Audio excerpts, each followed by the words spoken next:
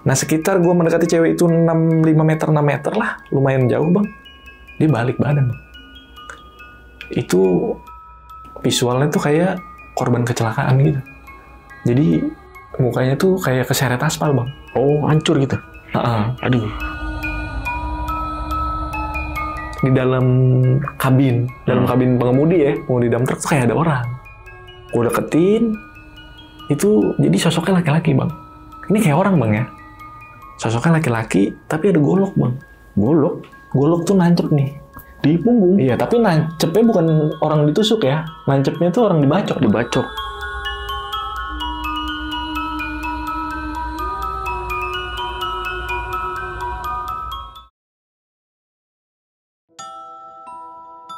Assalamualaikum warahmatullahi wabarakatuh. Balik lagi di channel Kisah Tengah Malam bareng gua Saputra Kristiansyah.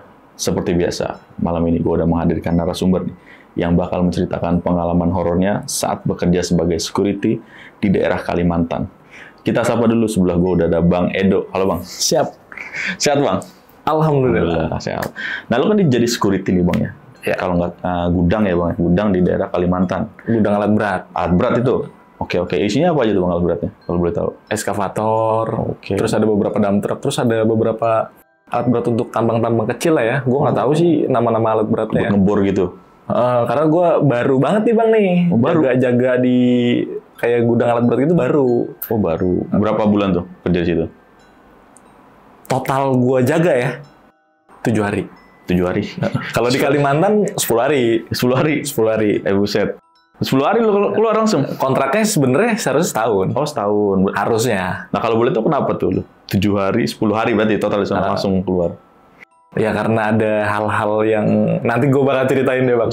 Biar penasaran ya. Intinya nggak kuat lu Bang di sana Bang? Nggak kuat. Kena mental Bang. Kena mental. Gila sih. Nah kalau mau tahu Kalimantan mana Bang? Kalimantan Timur. Kalimantan Timur. Ya, tadi kan gudang ekskavator ya. Berarti di gudang itu nih Bang, isinya tuh berapa orang sih Bang? Nggak ada Bang. Nggak ada. Jadi itu udah nggak terpakai aja. Oh, ekskavator bekas. Rusak. Jadi kalaupun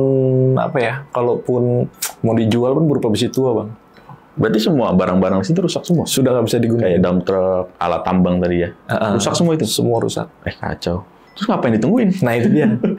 Itu yang jadi pertanyaan gue setelah pulang ke Pulau Jawa. Oke. baru jadi pertanyaan ya. Kalau awalnya kan nggak jadi pertanyaan karena belum tahu situasi di sana kan. Iya. Dan lu di sana itu security nih. Security. Kan ada pagi ada malam. Tuh malam aja Bang. Malam doang. Malam aja. Kalau pagi? Pagi gue di mes. Di mes. Jadi kalau pagi itu di sana tuh ada namanya Pak Tresno. Jadi kayak OB pesuruh kantor gitu. Jadi yang jaga. Cuma dia sempat bolak-balik mes, gudang itu mes. Karena di sebelah gudang gue itu Bang, kalau siang tuh banyak kegiatan. Oh, rame gitu ya. Cuma karena gue di sana sangat singkat, jadi gue belum cari tahu banyak sebelah gue ini apa. Tapi ada kegiatan ini. Kegiatan juga. Nah, kalau malam cuma gudang gue aja yang terisi orang. Ya gue gitu yang jaga. Iya. Selebihnya ya. Berarti di gudang lu ini ada kantor? Ada kantornya. Bekas ya. Bekas. Terbengkalai juga karena memang juga. Udah lama lah nggak dioperasionalkan, nggak difungsikan. Nah kiri kanan ini apa ini? Gudang juga. Tapi ada aktivitas lah ya? Kalau siang.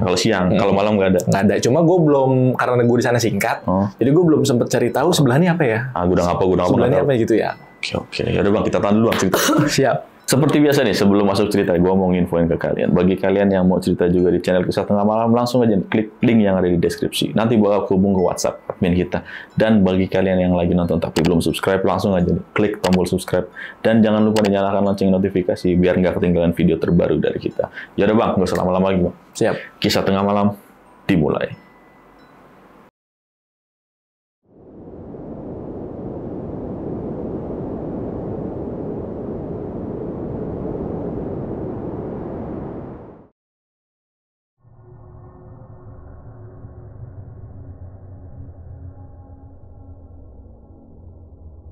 Oke Bang, jadi gimana ceritanya Bang?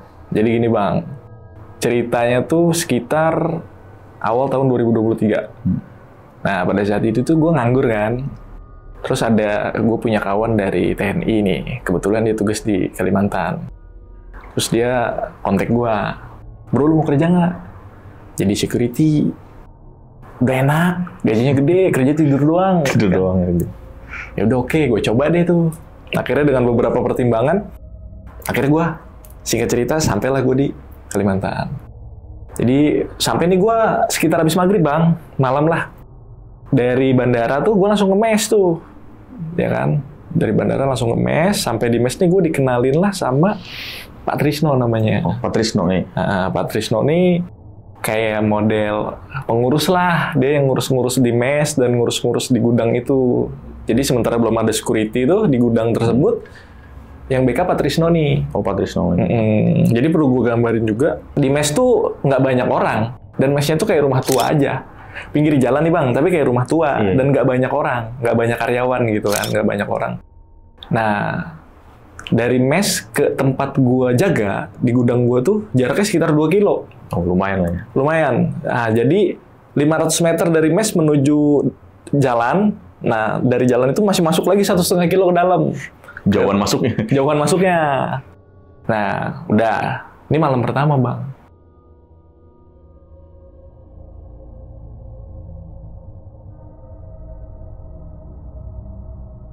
Malam pertama gue tiba. Niat awalnya sih cuman perkenalan area, Bang. Biasalah kalau security kan kita juga harus tahu seluk-beluk dan area yang kita jaga kan. Awalnya perkenalan area, masuklah gue diantar sama Pak Trisno. Karena pada malam itu sebenarnya masih Pak Trisno yang jaga tuh di gudang itu. Dia hanya cuman mau perkenalan area aja. Dan gue suruh balik seharusnya. Cuma pas gue masuk itu, Bang, tiba-tiba sampai baru lewat gerbang sekitar berapa meter, perut gue sakit, Bang. Tiba-tiba aja tuh? Tiba-tiba. Nah, gue kan memang kebetulan punya asam lambung ya. Tapi ini beda. Sakitnya tuh kayak ditusuk-tusuk gimana sih, Bang? Iya. Kayak ditusuk gitu. Nah, cuman gue biasalah sambil Pak Trisno tuh kasih arahan, nih job desk-nya di sini gimana gitu kan. Terus apa aja sih, terus panel listrik di mana gitu kan. Itu gue sambil nahan perut tuh, Bang. Nah, sampai akhirnya tuh gue dikasih sama dia tuh kayak obat-obat asam lambung, air hangat gitu. Karena di pos kan memang ada persiapan tuh, Bang. Nah terus karena mungkin dia ngeliat gue saking kayak nahannya tuh bener-bener sakit gitu kan, disuruh gue pulang. Udah masih pulang aja ke mes, pakai motor saya. Nanti besok jemput lagi saya kesini. Karena kan kita pakai motor operasional tuh, Bang. Iya. Cuma gue kan di situ baru, Bang, ya kan.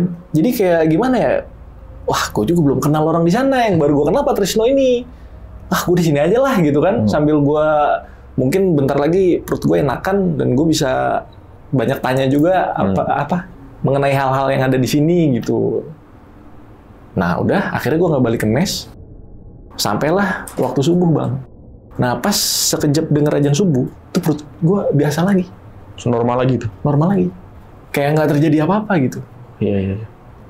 Nah itu hari pertama, Bang. Mungkin kata orang first impression. First impression, kenalan. Welcome. Nah, jadi perlu gue jelasin juga, Bang. Jadi biar penonton juga tahu visualisasi gudang gue tuh luas sekitar 5.000 meter persegi, Bang.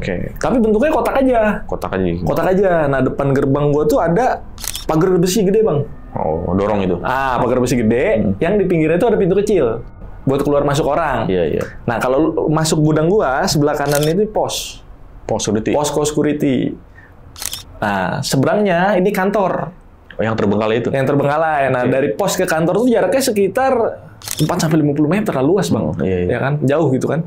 Nah, di belakang pos security gua, di belakang yang pintunya menghadap ke sana tuh toilet. Nah, sebelah toilet tuh ada lorong untuk panel listrik. Oke. Nah, jadi vibes-nya kalau gua masuk gudang gua, sebelah kanan pos security, sebelah kirinya kantor, depannya ini kanopi, Bang. Kanopi. Alat-alat berat semua. Jadi kanopinya sampai belakang tuh, Bang. Itu khusus penyimpanan ekskavator itu. Tapi kecil ya, maksudnya ini buat tambang-tambang kecil sih. Iya. Bukan buat tambang besar gitu, yang gue tahu. Sama ada beberapa dump truck. Nah, jadi alur patroli gue tuh cuman, kalau masuk itu, cuman jalan kanan, belakang, kiri. Nah, terus di ujung sebelah kiri, itu ada toilet yang kepake. Yang kepake. Dan sejajar sama kantor. Oh iya, sejajar sama kantor itu. Cuman ini di belakang sebelah kiri, kantor di depan sebelah kiri. Iya. Tapi kita bisa kelihatan, Bang. Oh, dari kantor kelihatan itu. Bisa monitor, cuman agak jauh aja jaraknya. Nah, kira-kira visualnya kayak gitu, Bang. Karena kenapa gue perlu gambarin itu, biar yang nonton juga ngerti. Dan memang kejadian yang gue alami itu mengenai tempat-tempat itu. Jadi harus tahu visualnya dulu. Iya. Nah, singkat cerita, masuklah hari berikutnya nih, Bang. Karena biasanya security ini schedule 42, Bang ya. 4 hari kerja, 2 hari libur. Oh, iya. Kalau gue nggak, gue khusus malam aja, Bang. Khusus malam. Jadi gue kerja tuh dari jam 8 ke jam 8 pagi. Jam 8 malam ke jam 8 pagi. Nah, terus yang biasanya tuh security itu serah terima, Bang. Serah terima dengan security lain. Ini gue nggak. Karena paginya tuh memang nggak dijaga security. Nggak ada sama sekali security. Nggak ada sama sekali security. Yang bolak-balik kontrol tuh hanya Pak Trisno. Digembok dari luar, kalau siang tuh kontrol. Karena mungkin gue masih positive thinking, di sana tuh sebelahnya tuh gudang yang masih ada aktivitas. Mungkin seperti itu, kenapa siangnya nggak dijaga. Nah, gue masuk nih ceritanya, Bang. Hari berikutnya nih, di jam 8 malam biasa. Pak Trisno balik, kasih kunci motor operasional ke gue meluncur ke gudang itu. Nah, biasa, Bang, nggak ada apa-apa nih. Masuk, gue cek-cek sekitar. Hal yang gue lakuin di sana kan, job desk-nya adalah 1 jam sekali harus patroli. Oh, patroli. Habis patroli itu, harus kita isi buku jurnal atau buku mutasi tuh, Bang. Oh iya. Tentang apa aja sih yang kita temuin, terus aset apa aja sih yang dari awal sampai akhir masih ada nggak gitu kan. Security biasa, tau lah itu. Nah, masuklah nih gue jam 8. Masuk jam 8 tuh, nggak ada apa-apa tuh, Bang. Nah, tiba-tiba gue lagi tulis sekitar jam 11 apa. Pokoknya mengarah tengah malam lah, Bang. Mengarah tengah malam, gue lupa tepatnya jam berapa. Jadi gue lagi tulis buku mutasi, Bang. Nah, visualnya pos gue itu, Bang. Ini pintu masuk gue nih. Ini gue menghadap ke sana sambil tulis buku mutasi. Nah, depan gue ini kaca, Bang. Iya. Buat mantau orang keluar masuk. Nah, sebelah kaca ini pintu gue masuk. Di belakang gue tuh ada bangku buat rebahan lah. Gitu kan. Nah, jadi gue tuh bisa ngelihat ke arah si kantor. Nah, ceritanya gue lagi tulis-tulis jurnal nih, Bang. Itu depan gue lampu eskavator nyala, Bang. Jadi nyorot ke depan gue tuh. Iya. Nah, nyorot ke depan gue, lampu eskavator tuh kan, lampu kabinnya tuh lampu pecah kabut, Bang. Lampu kuning. Ya. Jadi kalau malam tuh jelas lah gitu kan. Nah, gue cek, nyala memang. Gue keluar pos, gue cek karena eskavator itu kebetulan kalau gue keluar pos, posisinya di kanan gue kan. Gue cek, nyala memang. Lampu itu nyala. Nah, gue coba naik, Bang. Gue hampirin nih eskavator itu. Gue naik lah nih ke kabinnya. Nah, gue buka pintunya karena memang nggak dikunci. Gue buka pintunya, terus gue ngecek gini, Bang. Itu tiba-tiba di kanan gue nih, kanan belakang gue nih, itu di kuping jelas banget ada sosok pria ketawa, Bang. Tapi ketawanya gede ya. Ketawa kayak hahaha gitu. Gede lah pokoknya. Nah, gue refleks, Bang. Gue langsung nengok. Itu nggak ada siapa-siapa. Nah, tapi seketika ketawa itu hilang, pas gue ngelihat ke arah dia nggak ada.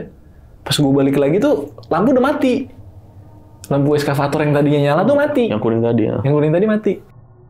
Nah, cuman pada saat itu tuh gue belum tahu. Ternyata semua kunci unit eskavator di situ itu jadi satu, diikat tali, itu disimpan di pos. Cuma pada saat itu Pak Trisno belum cerita. Cuman, Bang, menurut cerita si Pak Trisno, eskavator itu memang udah nggak difungsikan dan udah nggak bisa, kelistrikannya pun udah mati semua. Iya. Karena memang sudah lama terbengkalai juga. Jadi itu malam kedua gue berada di Kalimantan ya.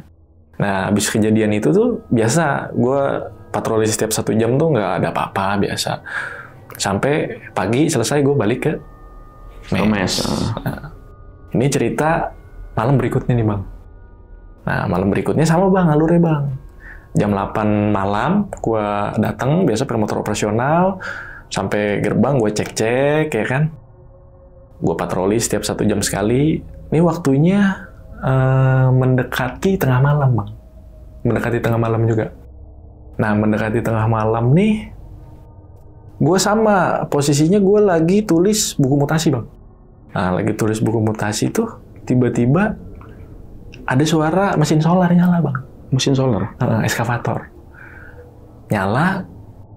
Nah, gue berpikir begini, karena menurut cerita yang gue dapat di situ, kalau malam gudang gue yang sebelah-sebelah tuh nggak ada aktivitas, Bang.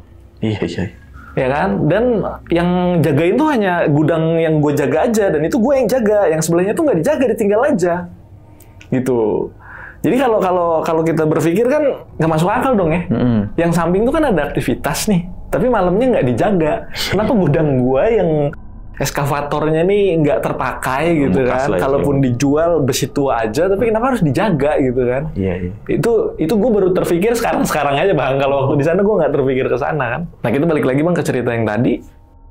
Nah gue ambil senter, gue cari nih bang sumber suara. Nah semakin gue mendekat ke arah sumber suara, itu suara kayak volume dikecilin tuh bang. Jadi makin hilang, makin ngeblur gitu, makin ngeblur. Nah dari situ gue pikir, wah ini nggak beres nih. Akhirnya gue balik bang. Ke pos ya kan. Karena belum waktunya gue patroli juga kan pada saat itu. Gue balik lagi nih ke pos. Gue balik, gue sambil sekitar 2-3 menit lah, gue scroll YouTube bang, bete kan. Nah tiba-tiba pos gue ada yang lempar bang. Atap pos gue ada yang lempar batu.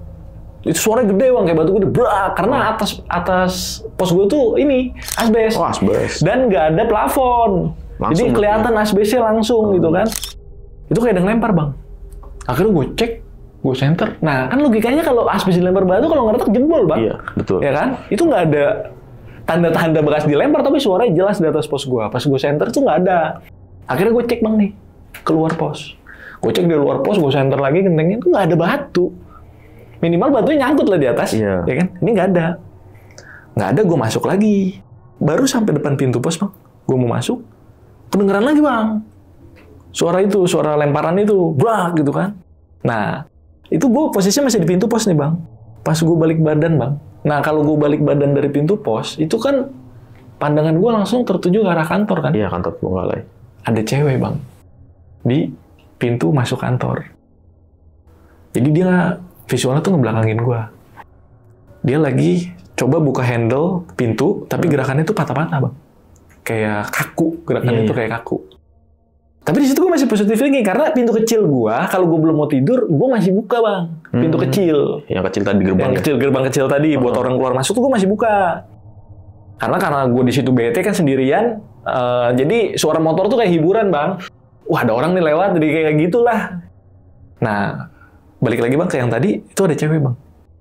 Nah karena gue masih positive thinking di sana, gue hampirin deh. Ya jaraknya sekitar 30-40 meter seperti yang gue cerita di awal, karena memang gudang gue itu luas. Nah sekitar gue mendekati cewek itu 6 meter lah, lumayan jauh bang. Dia balik badan bang. Itu visualnya tuh kayak korban kecelakaan gitu. Jadi mukanya tuh kayak keseret aspal bang. Oh hancur gitu? Aduh. Dan ada keluar kayak percikan darah gitu, percikan kayak air kena napas gimana sih? Muncrat. Ya? Tapi nggak jauh ya, maksudnya gitu aja kayak air panas sudah matang gitu bang. Nah dari situ gue kaku tuh bang, takut ya karena memang gue selama ini banyak dibenturkan hal-hal gaib bang. Tapi yang bener memang apa ya, gue ngeliat langsung, oh ini makhluk gaib loh, itu baru bener-bener dan itu jaraknya deket gitu. Akhirnya gue kumpulin tenaga tuh gue lari masuk ke pos. Nah jadi perlu gue gambarin juga bang, visualnya tuh dia pakai baju nggak selayaknya orang pakai baju sehari-hari bang. Jadi kayak model baju adat tuh nggak lo? Baju adat? Kayaknya ya, karena gue nggak tahu ya. Jadi bajunya tuh dominan dengan warna hitam, setelan ya, baju hitam setelan. Dia nggak ada tangan, bajunya baju buntung. Ketekan gitu. Baju buntung, terus dia bajunya tuh nyilang gini nih. Terus ada garis-garis emas gitu di ininya ya, motif-motifnya gitu ya. Dan gue nggak tahu itu baju adat mana. Terus celananya pun nggak panjang, celananya tuh sontok bang. Oh, sebetis lah ya, sebetis. Nggak panjang banget lah. Nah balik lagi, tuh gue masuk bang ke pos. Karena gue takut kan, gue tutup pos gue. Nah pintu kecil gue ini masih kebuka nih, ya kan? Gue lupa tuh kan, karena gue saking takutnya gue tutup pos gue. Nah di pos gue kan ada bangku buat rebahan. Nah gue rebahan bang, gue tutupin sarung pakai buat gue sholat nih, rencana nih sarung, gue tutupin tuh muka gue kan. Nah nggak lama gue tiduran tuh bang, ngindarin rasa takut itu. Pintu pos gue ada yang nendang bang. Pintu pos, buset.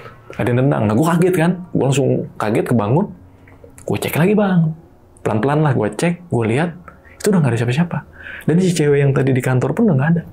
Hilang dia? Udah nggak ada, udah hilang. Tapi yang tendang pintu gue nggak tahu siapa. Karena gue nggak lihat sosok di situ. Gue tutup lagi bang, pintu gue rebahan lagi, gue tutup lagi pakai sarung, nggak lama ditendang lagi bang, brak, ya kan. Nah akhirnya tuh ada sekitar sampai 4 kali. Jadi di malam itu akhirnya gue memutuskan, gue gembok gerbang gue tuh dari luar bang, gue kunci, gue bawa bangku plastik yang biasa depan rumah tuh, gue duduk bang di depan gerbang gue, jadi gue jaga kayak orang hilang tuh nggak lo bang? Jaga depan gudang. Jaga depan gudang, dan gue nggak ngecek setiap 1 jam sekali. Gila. Itu saking ngerinya ya, saking mungkin mental gue udah jatuh di situ kan. Udah malam itu kira-kira kejadiannya begitu bang. Akhirnya sama.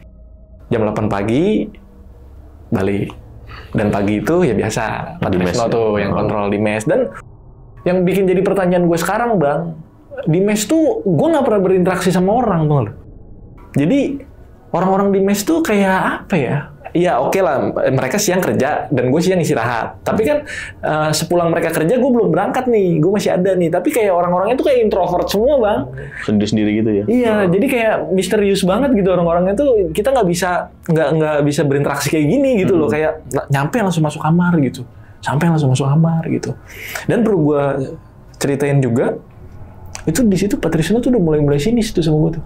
Gue nggak tahu kenapa. Karena perbedaannya gini bang, waktu gue sampai pertama kali dari bandara langsung ke mes nih, belum ke tempat itu dia humble-nya luar biasa bang, humble banget, sopan banget lah ya kan? Iya.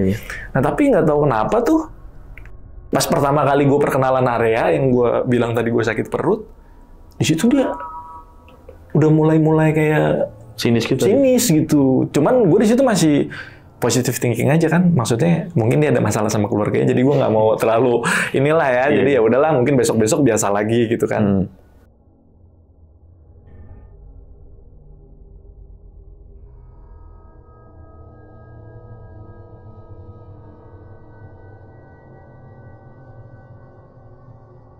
Oke, jadi hari berikutnya nih bang, tuh alurnya biasa bang.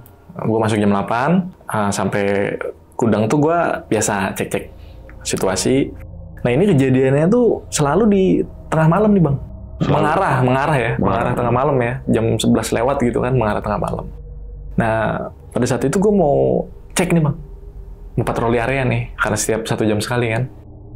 Itu sekitar sebelum jam 12, di atas jam 11 lah, sekitar jam segitu. Nah jadi gue kan ngecek cuma muter aja nih bang, ya kan? Cuma jaraknya jauh, tapi cuma muter aja gitu. Nah jadi itu kejadian di sisi belakang gudang bang. Pas gue sampai sisi belakang tuh, kan ada toilet tua tuh, yang gue ceritain tadi. Tuh ada orang mandi bang. Ada suara air layaknya orang mandi. Gimana sih orang mandi pakai gayung? Cepak sepuk gitu. Nah di situ gue ketok-ketok bang. Ketok-ketok, padahal konyol kan. Maksudnya dalam arti sebenarnya gue tahu itu tuh emang toilet yang nggak difungsikan, mungkin sama usianya sama kantor tersebut gitu kan, nggak difungsikannya. Tapi karena ada suara itu, gue nggak tahu kenapa ya, gue ini aja pengen make sure aja kan. Tuh gue ketok-ketok bang, gue panggil kan, siapa dalam? Gue bilang kan, siapa dalam? Tuh nggak ada suara tuh, pokoknya air aja, layaknya orang mandi aja kan. Itu gue ketok-ketok tuh sampai pintu tuh kayak kebuka sendiri bang. Berarti nggak dikunci? Mungkin rusak. Oh iya. Ya kan, karena memang udah nggak ada kuncinya gitu. Ininya pun, handle-nya pun kayak udah lemah gitu bang. Ketok-ketok sampai kebuka sendiri. Pas kebuka tuh kan gelap bang. Tuh gue senter. Itu yang layak kayak kamar mandi terbengkalai bang. Kering. Nggak ada air sama sekali? Nggak ada ember gayung pun nggak ada. Nah dari situ kan, jadi gini loh bang. Pada saat itu gue di sana kayak ngerasa apa ya?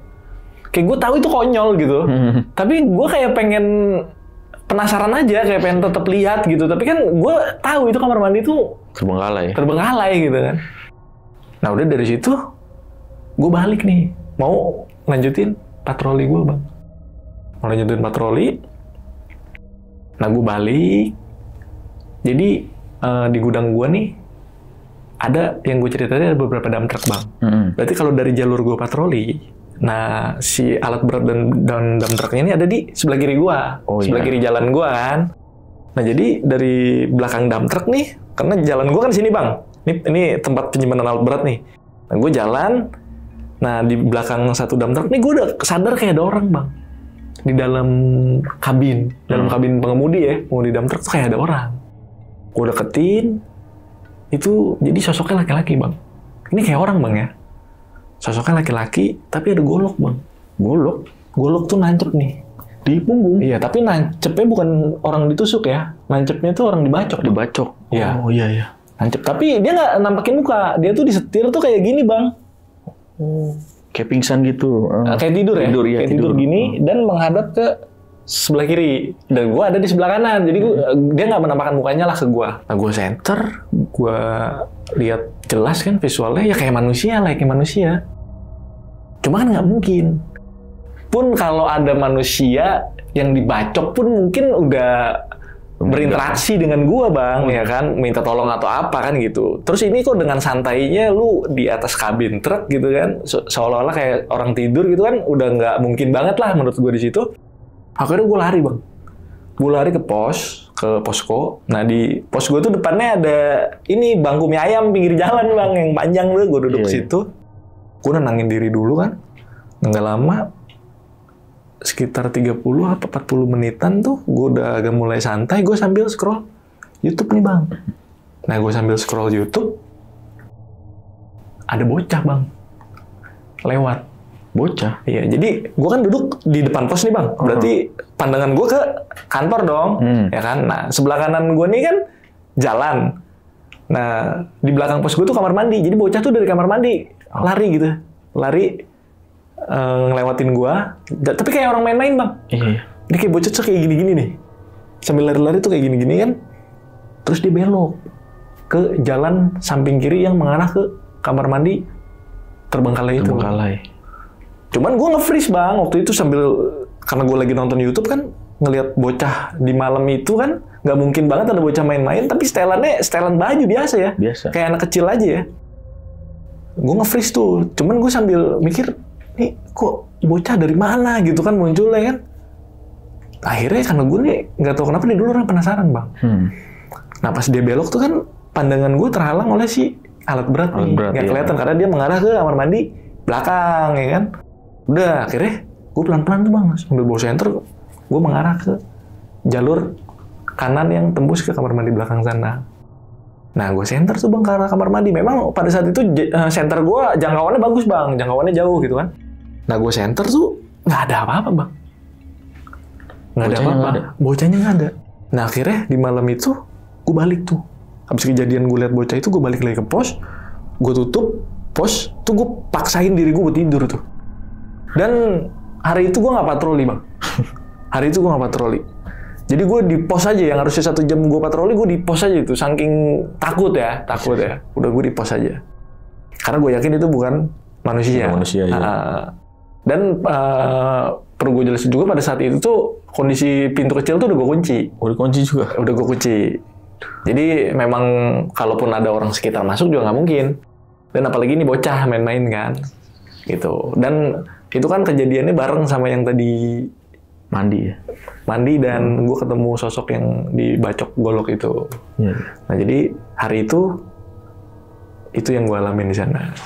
Terus datanglah waktu pagi ya biasa bang, pagi kita balik lagi ke mes biasa. Nah abis dari situ tuh gue sempet berinteraksi tuh bang sama si Pak Tresno nih. Terus gue tanya lah, gue pengen tahu ya, karena mungkin gue ngerasa gangguannya itu udah lumayan deh nih gitu kan. Terus gue tanya, Pak, saya beberapa hari di sini udah ketemu gini loh. Nah yang ini tuh baru semalam nih Pak, saya ketemu sosok-sosok gini. Terus dia bilang, saya di sini belasan tahun Mas, nggak pernah saya nemuin apa-apa, tapi sinis banget Bang. Iya. Sinis banget. Gue pun nggak tahu ya maksud dia itu apa gitu kan. Tapi ya memang awal ketemu nggak gitu. Setelah gue sampai di gudang itu baru berubah tuh. Entah apa yang terjadi sampai sekarang pun gue nggak tahu ya jawabannya apa, karena kalau gue tanya pun kan juga nggak mungkin Bang. Ya kan, takut ganggu perasaan dia kan gitu. Oke nih Bang, jadi ini cerita malam berikutnya nih Bang. Alurnya tetap sama Bang, gue masuk di jam 8 dari mes pakai motor operasional biasa sampai gudang tuh ke posko bentar, bikin buku mutasi, terus gue cek setiap 1 jam sekali. Nah, ini ceritanya di atas jam 12 lah. Di atas jam 12-an lah, gue lupa. Pokoknya kejadian-kejadian yang gue alami ini bang, biasanya mendekati tengah malam atau lewat tengah malam. Nah kalau jamnya ini gue agak lupa ya, karena memang kejadiannya udah 1 tahun lalu kan. Kalau jam pastinya gue lupa. Nah jadi pada saat itu, kalau nggak salah gue habis patroli, karena pada saat itu gue lagi isi ini bang, isi buku mutasi. Nah gue lagi isi buku mutasi, tiba-tiba di kamar mandi belakang tempat gue biasa kencing, itu ambil wudhu, itu air keran nyala bang. Air keran nyala. Nah, arus airnya itu deras gitu. Arus deras yang airnya itu jatuh ke ember gimana sih? Jadi kan jelas tuh bang. Ya kan? Nah, gue cek, gue nyalain, karena gue harus keluar posko terus ke belakang bang. Gue cek, gue nyalain lampunya, karena selalu gue matiin kan. Gue nyalain lampunya, itu gue matiin tuh. Airnya. Gue matiin bang, emang nyala. Nyala berarti? Nyala. Dan di sana tuh nggak ada orang. Di sana nggak ada orang bang. Di sana tuh gini bang. Gue nggak tahu ya, karena memang gue baru di situ. Jam 7, jam 8 aja, itu motor 1-2 lewat bang. Apalagi ini di tengah malam ya. Itu selama gue beberapa hari di sana tuh, jarang sekali gue lihat motor tuh lewat di tengah malam tuh. Jarang banget deh, pokoknya. Nah, dan kondisinya karena itu menjelang tengah malam, itu udah gue kunci pintu kecil. Jadi ya udah otomatis nggak akan ada orang ke kamar mandi dong. Dan selama pengalaman gue pun, selama gue di situ nggak ada yang tiba-tiba tengah malam atau itu berkunjung orang mau nongkrong kopi itu nggak ada bang. Nggak ada, bener-bener pure gue sendiri gitu kan. Nah gue cek tuh bang, balik lagi gue cek kamar mandi, nyala bang, kerannya nyala. Itu gue matiin bang. Gue matiin. Gue mau keluar lagi, gue tutup lah tuh pintu kamar mandi. Nah sebelah kamar mandi ini kan lorong bang. Lorong panel listrik. Nah, seketika gue tutup pintu kamar mandi, itu listrik 1 gudang mati, bang. Listrik. Mati lampu itu? Mati lampu. Jadi, penerangan di gudang gue tuh ada lampu, tapi hanya sudut aja, bang. Sudut 1, sudut 2, 3, 4 gitu aja. Tapi lampunya lampu terang ya. Cuman kalau di tengahnya ini agak gelap, karena jangkauan lampunya kan nggak terlalu nggak terlalu lebar kan. Nah, dari situ, mati tuh lampu, bang.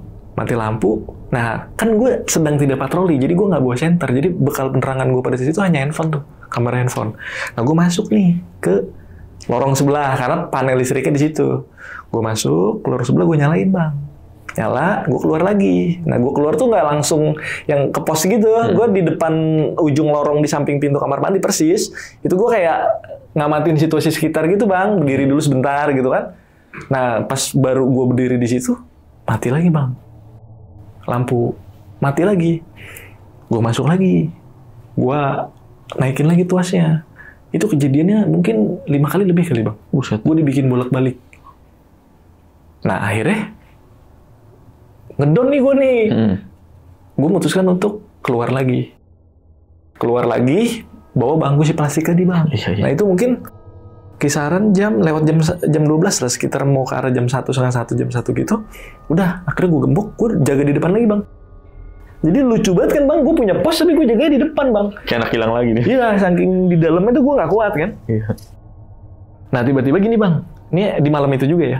Ini ada kejadian di sekitar jam 3. Nah jam 3 nih ada dari arah perkampungan. Jadi kalau gue duduk di gerbang gue bang, kalau gue mau ke arah keluar jalan tuh gue ke kanan. Nah kalau ke kiri itu ke arah perkampungan, tapi gue belum pernah ke sana. Cuma gue tahu aja ceritanya kalau itu ke arah perkampungan gitu. Nah depan gue nih jalan cukuplah 2 mobil, terus depan itu kebun. Jadi sekitar jam 3 nih, ini ada nenek-nenek bang lewat. Kayak orang Jawa lah, ininya apa? Setelannya. Dia pakai kebaya gitu. Kebaya rambutnya tuh hanya diikat, nggak pakai sanggul, diikat. Terus dia bawa ini loh bang, apa sih, keranjang buat sayur gitu loh. Oh iya. Gini, pokoknya apa ya? Visualnya tuh kayak kaku aja, maksudnya ya biasalah kalau kita ini kan fleksibel aja ya kalau jalan ya. Kalau dia nggak jalan gitu, biasa kayak kaku. Terus ininya tuh pegang keranjang gitu di sini, kita jalan. Terus dia lewat depan gue nih bang. Dia nyapa gue bang. Nyapa tuh pinjem korek. Oh pinjem korek. Dia mau ngerokok. Ya terus dia bilang, mas punya korek nggak mas? Ada. Bilang, gue kasih pinjem. Nenek mau kemana? Gue tanya kan. Nenek mau kemana? Saya mau ke pasar. Kata dia. Dan gue nggak tahu pasarnya tuh posisinya di mana, gue nggak tahu. Sepemikiran gue karena dia ke arah jalan. Ya kan, mungkin ya dia mau naik angkutan, mungkin di jalan jam segini udah ada, karena kan gue nggak tahu daerah situ, gue baru ke situ kan. Jadi masih ini aja bang, masih nggak ada yang aneh di situ kan. Pinjam korek ngerokok, nah gue pikir kan, gue kesian juga ya namanya orang tua kan, takutnya mau lanjut sebat lagi bang, dia nggak punya korek kan. Nih bawa aja koreknya, gue bilang ya kan. Nggak apa-apa mas, katanya nggak apa-apa. Ya udah makasih, saya pamit ya mau ke pasar. Oh iya hati-hati nih, jalan. Udah nggak ada apa-apa dong, ya kan. Nah dari situ gue di depan biasa bang, nggak ada kejadian apa-apa dan nggak ada suara aneh apa-apa, nggak ada karena memang gue posisinya di depan kan, nggak di dalam. Masuklah waktu subuh. Nah ceritanya gue mau sholat nih bang. Itu udah kumpulin mental kuat-kuat juga tuh. Cuma kan kebantunya karena udah azan nih. Biasanya kalau udah azan nih kondusif lah ya kan. Nah akhirnya gue masuk nih bang. Masuk gerbang, gue mengarah ke toilet untuk ambil wudhu. Nah habis dari toilet masuklah gue ke posko bang. Nah di posko itu bang, tadi kan gue cerita ke lu, nenek itu pinjem korek ya? Iya. Nah korek yang gue pinjemin ke nenek itu, ada di atas buku mutasi gue bang. Ada di situ? Ada di situ. Koreknya sama bener? Koreknya sama, dan gini, korek yang gue pakai pada saat itu tuh bukan korek-korek biasa gitu bang. Jadi korek yang gue beli di salah satu minimarket gitu, yang mungkin motifnya orang beda-beda lah ya. Ya jadi gue inget banget nih korek gue gitu kan, korek yang tadi gue kasih gitu. Dan gue pun nahan ngerokok karena gue nggak ada korek dari ketemu nenek sampai gue mau sholat tuh. Tapi tiba-tiba koreknya ada di situ, ada di atas buku mutasi gue. Cuman di situ kan gue berpikir mungkin si nenek ini mau menunjukkan eksistensinya, ya kan? Biar gue tahu kalau dia tuh bukan manusia mungkin secara awam ya, secara awam pikiran gue. Karena kan nggak masuk logika, kalaupun gue lupa bang, korek tuh masih di kantong gue. Ya, betul. Kalaupun gue lupa, karena dari depan itu gue nggak langsung masuk pos, dari depan tuh gue langsung ambil wudhu. Iya. Iya, kenapa tiba-tiba pas gue masuk pos nih, korek tuh udah ada di atas buku mutasi gue, dan itu persis bang korek yang gue kasih pinjam ke nenek tadi. Tapi nenek-neneknya ini perawakan manusia? Manusia. Nggak ada yang aneh? Nggak ada seperti apa ya, kayak orang kan banyak ngomong ngelihat setan tuh berupa bayangan atau asap apa. Enggak, ini manusia aja. Bisa dipegang juga? Sentuhan? Oh enggak. Jadi gue ngasih korek gini aja. Dia ngambil gitu? Enggak. Kalau sentuhan enggak sih. Nggak sampai. Cuman biasanya tuh kalau gue ditampakin di sana, itu tuh kayak hawanya tuh dingin. Hawa di sana tuh dingin. Padahal di sana nggak dingin-dingin banget bang. Iya. Nggak jauh lah sama kita di Jakarta lah hawanya kayak gitu, nggak dingin-dingin banget. Tapi kalau pas kayak gini, misalkan gue lagi biasa nih, lagi nggak ditampakin, itu biasa hawanya. Tapi pas gue ngeliat itu kok tiba-tiba kayak dingin aja hawanya. Itu gue nggak tahu lah ya. Gue nggak tahu. Mungkin banyak yang berpersepsi juga, oh lu kayak masuk dimensi lain ya. Tapi gue nggak tahu. Gue nggak tahu ya. Mungkin setelahnya tuh kalau gue cerita ke teman-teman gue share gitu kan, oh, mungkin lu lagi ini dibawa masuk ke dimensi lain. Cuma kan gue nggak tahu, dan gue memang sebenarnya gue nggak percaya bang hal kayak gitu. Asli sebenarnya gue nggak percaya. Cuma karena memang gue udah dibenturkan dan di depan mata gue, sekarang gimana bang kalau udah, ya kan? Udah ada buktinya. Udah ada buktinya kan. Jadi hari itu ya sampai pagi aman, sampai terakhir ketemu nenek itu lagi. Ya biasalah jam 8 gue ke mes. Itu sama bang. Itu udah beberapa hari gue di sana nggak ada gue interaksi sama orang. Bahkan mau kayak say hello sama si Pak Tresno aja, dia kayak lihat gue gitu. Kayak aneh ya. Sini saya nggak tahu deh. Gue pun mau nanya takut tersinggung ya. Cuman gue mau confirm ke siapa bang? Ya nggak sih. Siang tuh gue di mes pasti sendiri. Ya kan. Terus malam pun sebelum gue berangkat, kalau mau ketemu mereka tuh udah pada masuk kamar aja gitu, kayak orang introvert gitu, introvert banget lah malah kalau gue pikir, nggak ada sehelo-sehelonya, ya kan? Nah ini kita balik lagi nih bang, kita ke hari berikutnya nih bang. Nah hari berikutnya nih sama bang, alurnya jam 8 gue masuk, biasalah masuk, cek-cek, bikin kopi dulu, baru ngecek-ngecek setiap 1 jam sekali. Nah ini kejadiannya sama, gue habis patroli juga bang. Jadi waktu itu gue habis patroli kan biasa ya, kalau gue habis patroli gue kan selalu isi buku mutasi kan. Saat gue lagi isi buku mutasi nih bang, itu kayak ada aktivitas bengkel di arah belakang gudang gue nih. Aktivitas bengkel kayak orang lagi palu-palu besi. Oh iya. Jadi suara besi ngadu gitu, tang gitu bang. Nah gue kaget tuh di situ. Tapi gue penasaran bang. Gue penasaran di situ. Akhirnya gue cek, gue bawa senter, gue cek. Nah, pada saat gue di jalan sisi kanan, itu masih kedengeran jelas suaranya. Jadi gue bisa tahu sumber suara ini dari tengah si kanopi itu, yang di tengahnya tuh banyak alat berat tuh. Nah, gue masuk nih ke kiri, ke tempat. Jadi gue yang biasanya patroli cuma di jalan sisi-sisinya, ini gue udah berada di tengah-tengah alat berat semua bang, di tengah-tengah kanopi itu. Karena gue ngejar sumber suara itu.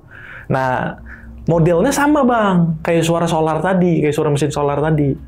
Jadi pas gue udah masuk ke area si ekskavator sama dump truck itu, suaranya tuh makin ngeblur. Semakin gue deketin tuh kayak dia yang semakin menjauh. Iya. Gitu ya kan. Nah sampailah gue di satu titik itu hilang. Cuman posisinya gue yang sulit untuk menghindar bang, dalam arti gue di tengah-tengah alat berat nih, ya kan? Kalau gue dengar suara gue mungkin masih di jalan tempat biasa gue lalui waktu patroli, gue masih santai nih, masih ke arah mana gue bisa kabur kan gitu. Kalau ini gue di tengah-tengah, jadi bener kayak vibes-nya tuh bener, wah anjir gue gimana nih kan? Nah akhirnya gue cabut bang, lari ke arah jalan yang tadi gue masuk, ya kan? Gue balik lagi ke sana. Nah gue mikir gini, aku patroli aja sekalian sekarang ya, daripada gue nunggu nanti. Karena ada kejadian itu gue ngedrop kan, gue males lagi kan. Dah akhirnya gue patroli bang. Biasa lewat jalur belakang, gue ngelewatin si toilet tua, terbengkalai. Nah, itu kan di jalur belakang ya. Pas gue mau balik lagi nih, ke jalur yang arah kantor nih, itu paling sekitar baru dari toilet tuh seperempat jalan dari kantor, ke arah kantor tuh sekitar 3/4 jalan lagi. Itu tiba-tiba di kanan gue tuh ada kakek-kakek bang. Jadi kakek-kakek itu lagi duduk di atas pagar. Di atas pagar? Iya. Jadi pagar gue tuh pagar beton. Iya. Tingginya sekitar 2 meter lebih lah. Lebarnya tuh hanya lebar bata aja, tapi tinggi. Ya kan? Nah itu ada kakek duduk bang. Duduknya gini bang. Buset. Duduknya gini nih. Terus kakinya gini-gini bang. Tapi dia menghadapnya ke kantor ya. Iya. Jadi ini pagar nih. Dia di sini. Nah gue di sini bang. Nah gue center kan. Wah ini bukan orang nih, gue bilang ya kan udah, wah itu gue baca yang apa ada dalam pikiran gue aja, ya kan, maksudnya gue coba istighfar, ya kan, ngelihat si kakek itu, karena gue yakin itu bukan orang, tapi dia nggak mau nengok gue, dia tetap fokus aja ke kantor flat itu aja. Nah, visual kostumnya nih bang, itu kayak kain kafan dililit tuh bang. Kain kafan dililit? Iya, jadi kalau sepintas mungkin kita tuh lihatnya kayak dia pakai celana pendek. Tapi gue yakinkan karena gue agak deket sama dia, mungkin gue di sini sekitar ya bisa lah 4-5 meter sebelah gue dia, dan dia posisinya juga di atas, itu bukan celana pendek, jadi kelihatan banget tuh kayak kain kafan dililit gitu, tapi berbentuk celana pendek gitu. Tapi pakai baju ya? Nggak pakai baju, dan posisinya gini, terus kakinya gini bang. Nah dari situ udah ngeri kan, akhirnya gue cabut bang, gue balik ke posko, gue lari bang, balik ke posko, karena memang di situ tuh gue udah mulai ini loh bang, udah mulai ngedrop nih, kurang sehat lah, karena memang setiap malam nih, setiap siang kalau gue balik tuh, gue mikirnya malam ini apa lagi nih, gitu bang, iya malam ini apa lagi gitu, jadi udah saat itu tuh gue udah banyak lah minum tolak angin apa buat iniin badan gitu kan. Udah akhirnya gue balik ke posko, gue paksain tidur bang. Akhirnya gue tidur di situ sampai pagi tuh, aman tuh. Lihat di malam itu gue ditampakin si kakek-kakek itu, dan gue nggak tahu itu siapa, dan gue pun mau konfirmasi kemana? Iya, nggak ada yang bisa diajak ngobrol. Nah, mungkin baru-baru setelah gue pulang dari Kalimantan ke Jawa aja gue baru berpikir, kenapa ya? Maksudnya ya, kok seperti itu di sana gitu? Orang-orang yang gue temuin nih, orang-orang yang pekerjanya, yang satu mes sama gue, berikut sih Pak Tresno juga. Jadi mungkin gue kayak ada teka-teki gitu. Tapi sampai sekarang gue nggak ini sih bang, belum terjawab sih teka-teki itu. Kenapa mereka kok gitu kan di situ. Nah, jadi singkat cerita tuh gue balik biasa bang alurnya. Jadi ini cerita malam berikutnya nih bang. Jadi masuknya sudah malam ke-7 nih bang. Gue berada di Kalimantan kan. Nah mungkin cerita di malam ini yang bikin akhirnya gue memutuskan untuk nggak balik lagi ke sana. Pengalaman terakhir gue nih bang di malam ini. Jadi biasa bang, alurnya. Gue jam 8 masuk. Biasa patroli-patroli. Nah ini kejadiannya lewat tengah malam bang. Lewat tengah malam, gue lagi habis patroli ini, gue isi buku mutasi nih bang. Isi buku mutasi, tiba-tiba pos gue ada yang lempar. Seperti di malam-malam sebelumnya itu. Oh iya. Tapi suaranya lebih keras bang. Lebih keras. Nah gue kaget. Terus gue keluar. Nah gue keluar tuh bukan buat ngecek bang. Gue keluar tuh karena udah trauma tuh nggak lu? Dengar suara kayak gitu tuh kayak apa ya? Kayak fobia gitu ya kan? Akhirnya gue keluar bukan buat ngecek bang, ya kan? Buat ngelihat aja gitu kan? Maksudnya menghindari supaya gue nggak dengar suara itu lagi, ya kan? Tapi gue tetap lihat ke arah pos. Jadi pas gue keluar tuh gue balik badan, tetap gue ngelihat ke arah pos gue yang dilempar itu, dan sama tuh nggak ada apa-apa di atas gentengnya tuh nggak ada apa-apa. Nah tiba-tiba ekor mata gue nih yang sebelah kiri itu lihat ada sosok bapak-bapak nyamperin gue bang. Dari arah belakang kamar mandi. Itu mungkin kisaran umurnya 40-an tahun lah. 40-an tahun. Tapi dia kaku. Maksudnya dalam arti kaku, jalan kakinya aja, tangannya nggak gerak. Tapi jalan berupa manusia ya. Maksudnya bentuknya jelas gitu. Bentuknya bentuk manusia jelas, jalan. Nah cuman yang anehnya gini bang. Jalan gue tuh split bang. Split maksudnya? Split, kerikil. Oh iya. Split, jadi bukan di aspal atau apa, split gitu, masih split. Kalau ada orang jalan tuh krek. Iya. Jalannya tuh nggak ada suara. Tapi jalan ya, napak ya. Tapi nggak ada suara gitu. Nah dia tuh kayak nyamperin gue gitu kan, kayak mendekat ke gue. Tapi jaraknya masih jauh pada saat itu. Karena gue di luar pos, dia dari arah kamar mandi. Dia pelan bang. Tapi kaku aja bang, kaku. Tangannya tuh nggak gerak, jalan tangannya nggak gerak. Terus mukanya tuh udah kaku aja kayak. Tapi ngeliatin gue ya. Dan tuh nggak kedip. Kayak orang, kayak apa ya? Orang juga nggak mungkin ya. Ya kan? Nah mungkin prediksi gue, setelahnya gitu ya, gue berpikir mungkin si bapak itu yang awalnya dia ketawa di eskavator itu, karena memang dari arah sana dia datangnya. Nah dari situ karena gue down kan, akhirnya gue memutuskan untuk balikin badan gue biar gue nggak ngeliat dia lagi, karena dia udah ini bang, udah mengarah ke gue terus. Deket lah ya? Udah, nggak deket sih nggak, cuma dia mengarah ke gue, jalan terus mengarah ke gue. Nah akhirnya gue balikin tuh bang badan gue, karena gue saking takutnya kan ngeliat dia gitu kan. Pas gue balikin badan gue, berarti pandangan gue adalah ke kantor. Terbengkalai itu. Ada si sosok cewek itu di depan pintu, bang. Oh, yang awal itu? Yang awal. Yang gue bilang mukanya mungkin bekas kecelakaan tuh ya. Tapi dia berdiri aja. Berdiri di depan kantor ngeliat gue. Tapi kan jaraknya jauh. 30-40 meter. Ya kan, jaraknya jauh. Nah, terus nggak lama gue tuh kayak, apa ya, kayak bengong aja, kayak nge-freeze aja gitu ngeliatin. Ada lagi gitu kan. Nah terus dari sisi kiri si cewek, berarti dari arah kamar mandi, betul, dari arah kamar mandi itu si bapak-bapak yang gue bilang ada golok di punggung itu mendekat tuh bang. Muncul gitu, maksudnya muncul. Iya. Muncul itu sama posisinya sama si bapak yang gue bilang di awal. Jadi kayak mau menghampiri gue lagi. Nah di situ tuh kayak gue apa ya, maksudnya ini apaan ya malam ini ya gitu bang. Jadi kayak gue udah nggak tahu lagi deh harus gimana tuh di situ kan, udah wah pokoknya lemes bang. Lu kayak ini bang mau jalan tuh kayak kaki lu berat banget deh, ya kan? Padahal kalau gue mau keluar gerbang gue bang, itu mungkin jarak gerbang gue tuh cuma sekitar 15-20 meter, udah deket banget bang. Gerbang gue dari posisi gue berdiri, tapi saat itu tuh gue kayak susah aja buat gerakin badan gue kan. Nah cuman karena situasinya seperti itu, dan itu nggak ini, jadi gue nggak tahu ya durasinya berapa lama, tapi gue tuh kayak serasa lama gitu bang.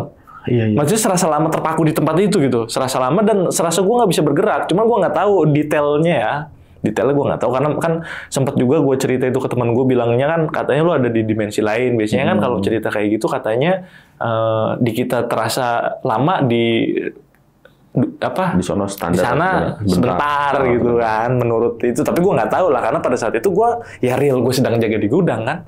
Akhirnya dari situ bang, gue ngumpulin tenaga tuh bang, gue cabut bang ke luar gitu, ke gerbang depan seperti yang di awal-awal. Tapi ini lebih berat lagi lah, lebih, maksudnya gue ngerasa banget kayaknya kok nggak sampai-sampai gitu gue di gerbang itu gitu kan, untuk menghindari mereka itu kan. Nah akhirnya gue sampai nih bang di depan nih. Gue tutup, gue udah gak mau ngeliat ke dalam lagi bang, gue tutup, gue gembok. Nah, gue berpikir kan, udahlah, ini hari terakhir gue jaga di depan lah, bodo amat ya kan. Nah, tapi yang jadi masalah, Saat itu gue lupa bawa bangku yang biasa gue pakai duduk, Bang. Bangku plastik gitu ya? Bangku plastik itu. Nah sekarang, lu gimana sih Bang? Lu pernah nggak lihat security ngemper? Masa gue duduk di bawah sih ngemper-ngemper kan? Iya. Kocak emang ya. Kalau ada orang lewat kan ngeliatnya, oh enggak ini banget ya, masa security ngemper kayak orang nggak punya rumah Bang. Ngemper jangan nggak mungkin. Nah akhirnya gue kayak uring-uringan aja Bang. Mondar-mandir kayak orang nggak punya rumah kan. Mondar-mandir di depan gerbang gue itu sambil nunggu waktu. Nah pas gue coba ke arah kebun nih, karena bete kan, ke arah kebun nyebrang jalan gitu, balik lagi gitu. Nah dari arah sebelah kiri gue Bang, perkampungan, yang orang bilang itu perkampungan tuh ada lampu Bang, rame. Terang gitu kayak, kalau kita disebutnya tuh, kalau di Pantura tuh kayak pasar malam gitu. Oh iya, pasar malam. Iya kayak pasar malam, tapi bukan kios Bang. Dia kayak rakitan bambu-bambu aja, kayak rakitan bambu gitu, kayak jualan-jualan yang bisa kita inilah, iya. kan? Nah cuma karena gue di situ bete kan, dan gue juga lupa bawa kursi, akhirnya ya gue memutuskan untuk ke sana. Gue udah bodo amat tuh, dalam arti gini, mau ada maling apa, gue udah terserah deh, ya kan? Karena gue udah, ini hari terakhir nih gue nih, ya kan? Gue udah nggak mau lagi lah masuk gudang itu kan. Akhirnya gue ke sana. Nah gue ngopi ini Bang, ada warung kopi nih, gue masuk, gue ngopi kan, gue berinteraksi di situ kan, Bu pesen kopi Bu, iya, udah ngopi itu gue kayak emang gue lagi kurang sehat pada saat itu Bang, terus kayak habis ngopi itu kayak lelah Bang, tapi gue izin nih ke si ibunya, Bu saya mau izin ini dong, numpang tidur di sini boleh nggak? Tapi tidur sambil duduk-duduk aja Bu, nggak apa-apa. Oh iya Mas, silakan Mas, katanya gitu kan. Nah, terus gue ketiduran Bang, tuh gue inget banget Bang pada saat itu di warung itu tuh tengah-tengah pasar ya Bang, tengah-tengah pasar. Dan pasarnya perlu gue gambarin tuh pinggir jalan itu gitu. Ya kan nggak ada yang aneh dong, pinggir jalan. Nah balik lagi ke sana, gue ngopi, terus gue ketiduran nih Bang. Gue inget banget posisi gue tidur tuh gue duduk di kursi, nih kopi, terus gue tidur begini Bang. Oh tidur di meja gitu? Di meja, ya.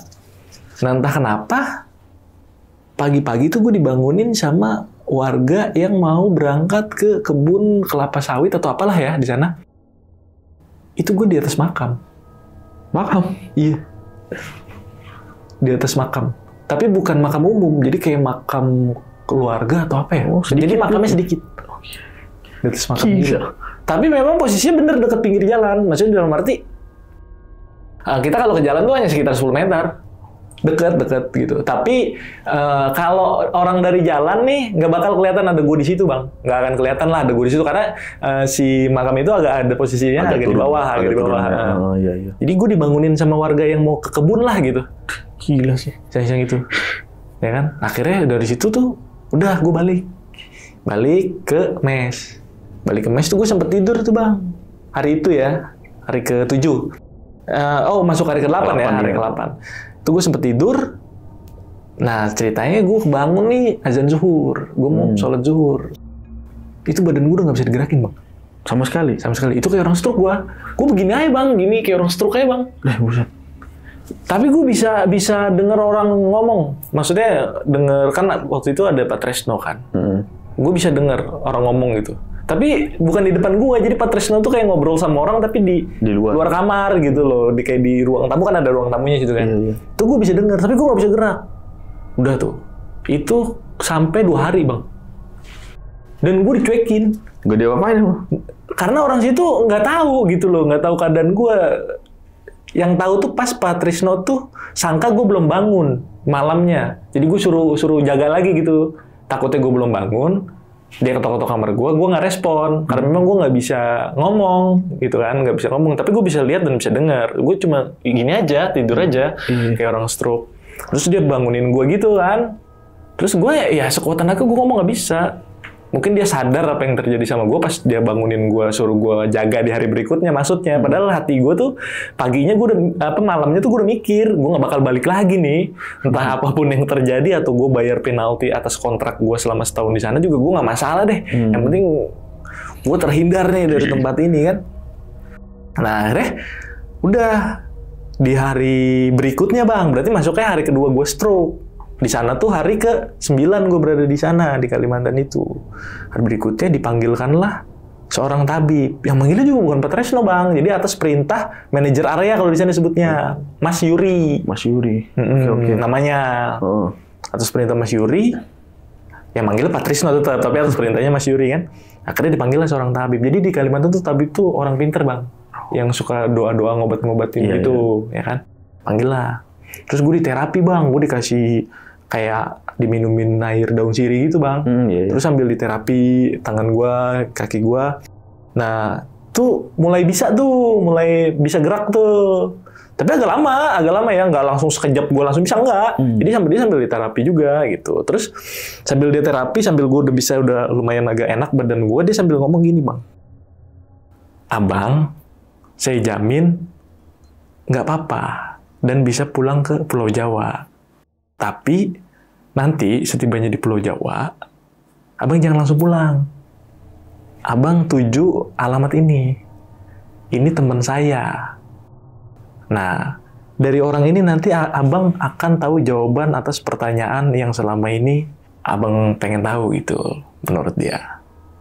Nah, dari situ akhirnya atas segala pertimbangan dan birokrasinya nih, akhirnya gue diizinkan nih bang. Oh, dipulangin nih? Iya. Enggak, awalnya diizinkan doang. Jadi endingnya tuh harusnya gue tetap balik lagi, harusnya tuh. Jadi hanya pulang buat itu aja, ketemu orang ini. Awalnya diantarlah gue nih sama Pak Yuri tuh.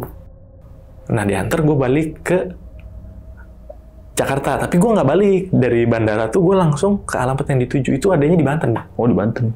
Di Banten, tepatnya di Ciamas. Oke. Nah dari situ gue tuju lah Ustadz itu. Nah dari situ gue di terapi bang, Jadi pas gue sampai sana tuh gue udah disiapin perlengkapan sholat tuh bang. Pas sampai rumah Ustadz tuh, karena kan gue memang bener-bener baru balik dari Kalimantan itu, nggak boleh ada jeda, gue harus langsung ke situ. Iya. Nah gue ini bang, kayak dimandiin, terus kayak di terapi, terus kayak di doa-doa, kayak di kayak di ruqyah. Oh, kayak di ruqyah gitu? Iya, kayak di ruqyah. Kan gue nggak ngerti ya, maksudnya gini loh, dalam arti, orang yang biasanya di ruqyah mungkin, dia pernah menuntut ilmu apa. Lah gue kan nggak pernah, gue percaya juga nggak bang. Jadi gue nggak pernah deh nuntut ilmu begitu. Cuma gue kaget aja, pada situ gue kayak orang di ruqyah gitu. Nah, selesailah malam. Barulah si Ustadz ini ceritanya, tahun 2008 lalu, ada orang yang nggak suka sama kamu, Mas. Terus nanemin sosok. Nah, sosok ini yang ngikutin kamu nih. Dari 2008 lalu orang itu tanam. Kenapa tabib yang di sana menyarankan untuk kamu ke sini? Karena sosok ini berawal dari Banten, harus dibuang di sini. Oh. Jadi nggak bisa dibuang ke sana. Gue nggak ngerti sih ya maksudnya apa. Karena gue kan nggak mendalami hal-hal seperti itu kan. Tapi ini menurut dari cerita Pak Ustadznya kayak gitu. Jadi karena memang sosok itu berawal dari sini, dari Banten ini, ya harus dibuangnya di sini. Makanya tabib yang di Kalimantan menyarankan gue untuk ketemu si Pak Ustadz ini. Yang di Banten ini. Ya, ketemu Pak Ustadz di Banten ini. Nah, terus gue tanya bang, kira-kira siapa Pak? Apa orang yang nyuruh nih?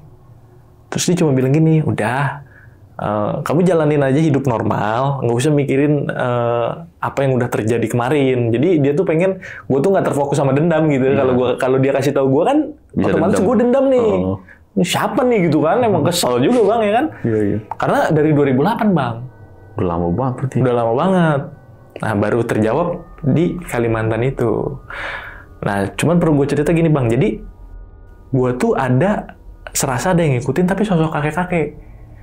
Jadi gue ketemu nih di tahun 2008. Terus tahun 2008 di Jakarta, gue berinteraksi nih sama dia, ngobrol. Terus dia kayak nyuruhin gue tuh putus nih dari cewek gue. Karena sampai kapanpun lu gak bakal jodoh nih sama cewek lu. Kata dia gitu. Padahal kalau menurut bahasa security saat itu gue A1 udah yakin jadi merit. Tapi bener 2010 relate. Gue putus tuh. Cuma kan gue di situ ini cocokologi aja. Mungkin apa sih kebetulan ya kan. Nah di 2012 gue ketemu lagi dong sama si kakek itu. Jadi gini, gue punya orang tua angkat bang di Banten. Nah gue mau berkunjung ke Banten. Nah tiba-tiba di terminal Serang tuh kakek nyamperin gue, Mas apa kabar? Sekarang logikanya gini, gue ketemu dia di 2008 kan? 4 tahun lalu. Ya di 2011 atau 2012 gue lupa. kalau kita baru kenal, itu ketemu kan nggak langsung say hello kan? Pasti kayaknya kita pernah ketemu deh. Harusnya kan gitu. Ini enggak. Jadi langsung, Mas apa kabar? Nah di tahun itu dia pesan, kamu jangan tinggalin sholat. Terus ke depannya, kamu harus lebih kuat nih dalam jalan hidup. Nah terus ketemu dia lagi di tahun 2023. Jadi dari tahun 2008 tuh gue nggak ada cerita sama siapapun bang. Entah temen gue, keluarga gue tuh gue nggak ada cerita. Sampai di tahun 2023 gue mengungkapkanlah cerita itu. Yang gue nggak bisa sebutin lah gue cerita di mana. Balik abis gue cerita itu gue ketemu kakek itu lagi, tapi tanpa interaksi dengan tatapan yang sinis. Nah gue suzon dong. Nah balik lagi ke kata Ustadz tadi, apa jangan-jangan sosok ini? Dan dia ini. Iya. Nah gue tanya nih bang sama si Ustadz ini. Kata Ustadz ini, oh bukan, kalau yang ini dari leluhur. Si kakek ini, dia mau protek kamu, tapi dia nggak bisa cabut sosok yang ngikutin kamu ini, yang kiriman orang ini, gitu. Jadi ya gue suzon juga ya. Jadi si kakek ini menurut si Ustadznya dari leluhur gitu, kayak mau ngeprotek gue. Makanya nasihat-nasihat yang dia kasih gitu. Nah kalau yang si makhluk yang ditempelin ke gue ini, kalau menurut Ustadz ini, jadi gue dibikin peka bang. Dibikin peka bisa ngelihat setiap apa yang terjadi di tempat yang gue lewati atau gue diami. Tapi selain daripada itu, jika di situ memang auranya kuat, si makhluk yang ada di gue ini kayak narik kalau menurut Ustadz. Jadi biar lebih nunjukin eksistensinya, tau nggak bang? Iya. Nah dari situ endingnya menurut Ustadz, kalau kamu nggak kuat berarti kamu bisa gila mas.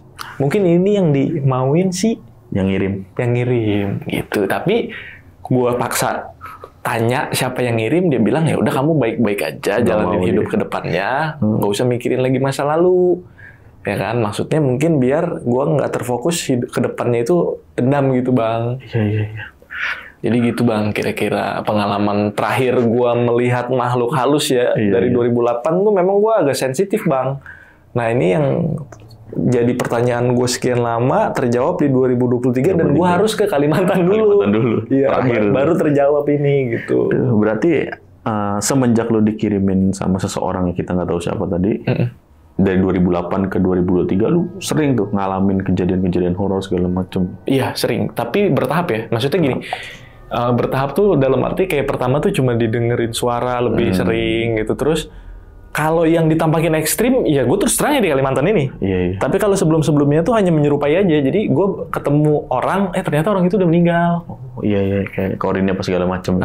Terus kayak gue misalkan kayak ketemu pocong, lagi tes mental security nih, gue ketemu pocong, gue pikir kan itu gimmick ya. Kamuflase orang yang ngetes gue. Ternyata belakangannya nggak ada sosok itu. Ternyata itu beneran gitu.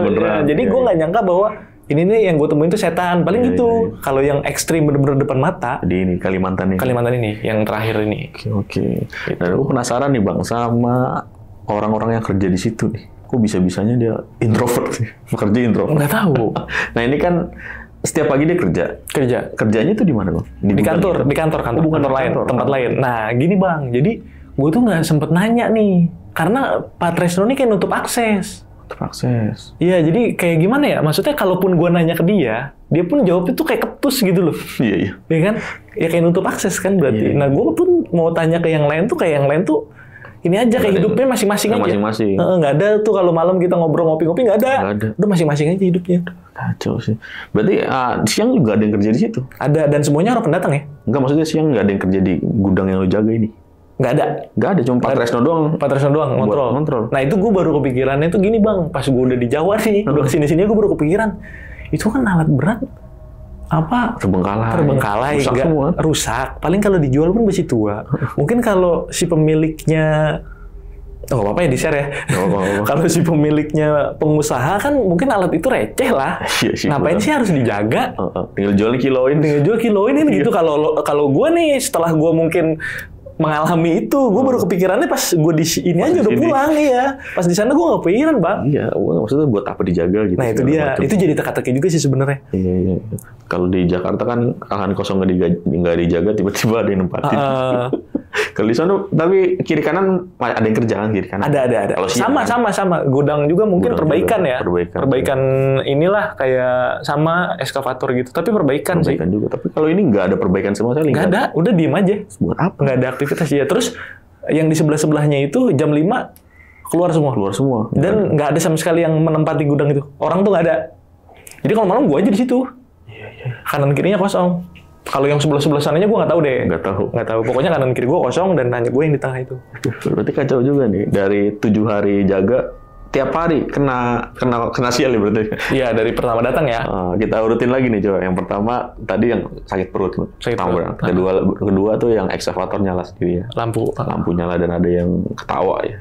Yang ketiga itu lu ketemu cewek yang mukanya kelindes, kelindes sih, habis kecelakaan. Yang keempat, lu nemuin anak kecil ya bang? Iya. Anak kecil ya? Iya. Anak kecil dan kalau nggak salah tadi air nyala sendiri ya di kamar mandi belakangnya. Itu hari kelima. Hari kelima itu. Hari keenam tadi lu ketemu sama kakek. Iya. Nenek dulu pakai kakek lu tadi? Yang air itu kan gue langsung keluar terus jam 3 gue ketemu nenek.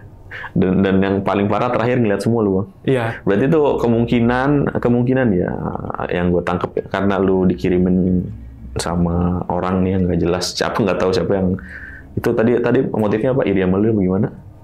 Motif gimana? Motif yang ngirimin lu. Mungkin kalau menurut si Pak Ustadz ini endingnya lu pengen dibikin gila.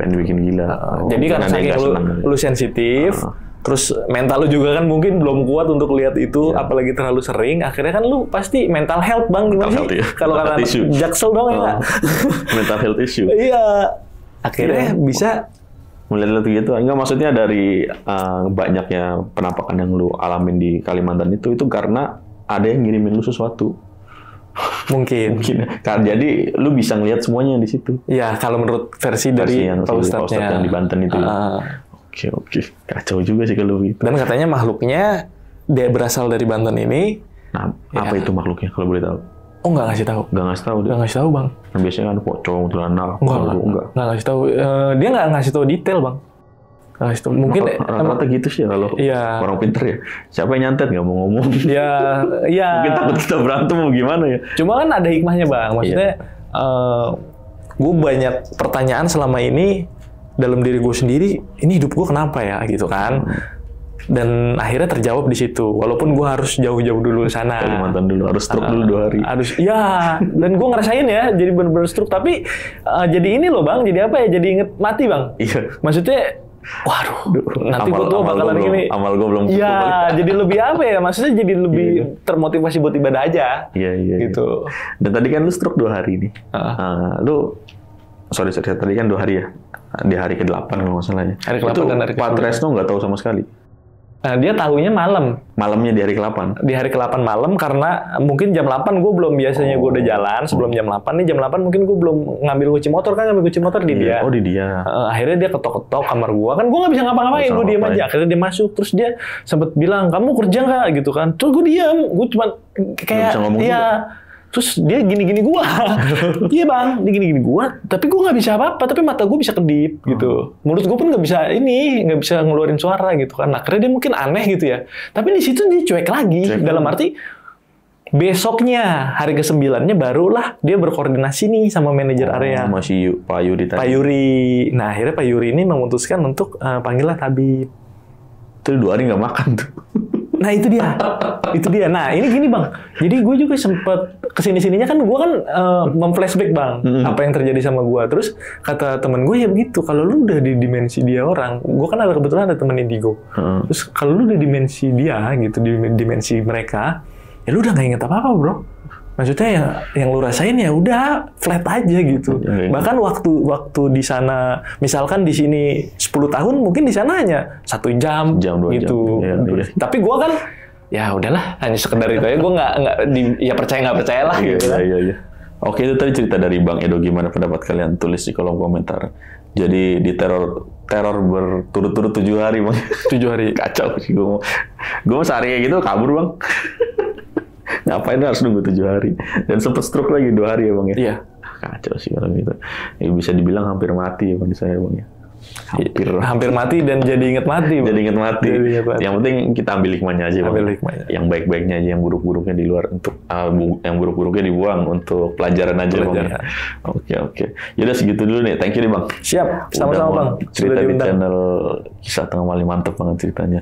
Dan seperti biasa nih, sebelum closing, gue mau infoin lagi kalian, bagi kalian yang mau cerita juga di channel Kisah Tengah Malam, langsung aja klik link yang ada di deskripsi di bawah ini. Ya udah segitu dulu. Gue Putra pamit undur diri. Bang Edo juga pamit undur diri. Wassalamualaikum warahmatullahi wabarakatuh.